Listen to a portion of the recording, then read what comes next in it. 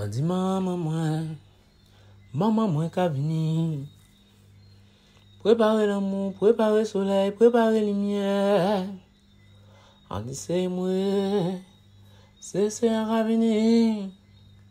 Bah les hommes la paix, si mais la paix en qui a les hommes. On dit maman moi qu'a venu.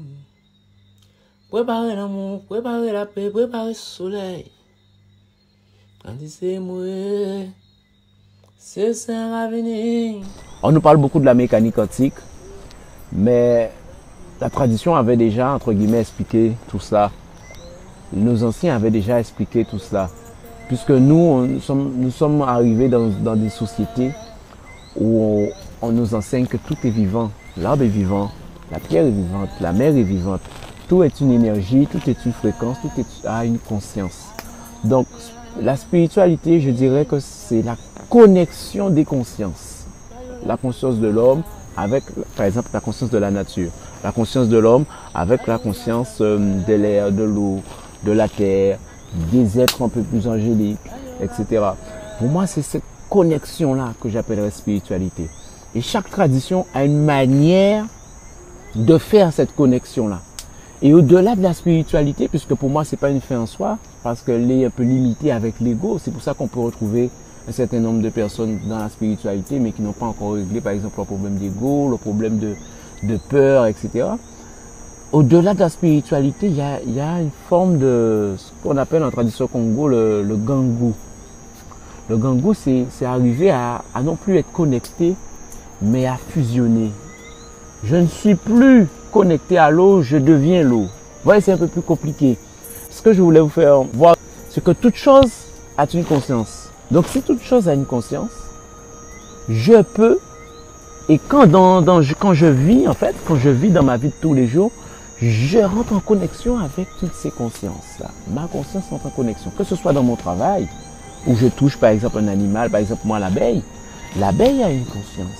L'abeille a un esprit. Il y a des choses que je peux échanger avec l'abeille parce que on est au-delà de la matière. Quand par exemple quelqu'un dessine, quand quelqu'un fait la charpente, etc. Tout ça, ce sont des métiers qui amènent à une conscience. Quand tu commences à voir le monde dans cette réalité-là, ça te change aussi. Ça te change et ça te change de tout au tout. Tu prends conscience vraiment que waouh, mon truc là, ce que je fais par exemple comme activité, même comme activité ludique, c'est important en fait. Et c'est connecté à des choses. Et il faut que tu ailles rechercher, mais à quoi c'est connecté? À quoi suis-je lié quand j'utilise ça, quand je fais ça, quand je fais ça, quand je fais ça? C'est un peu ce message-là que je voulais dire. Je voulais démystifier un peu ce côté spirituel où les gens vont voir uniquement le dogme religieux.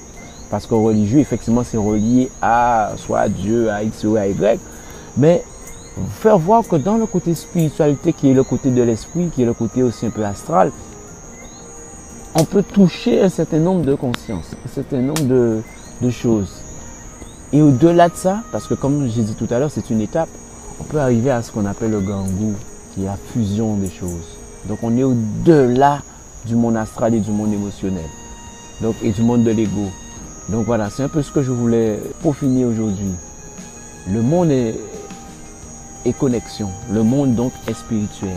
Dans chaque chose que je touche, dans chaque chose que je fais, dans chaque chose que je goûte, il y a un contact spirituel. Parce que toute chose est animée. Rien n'est vide. Le vide n'existe pas.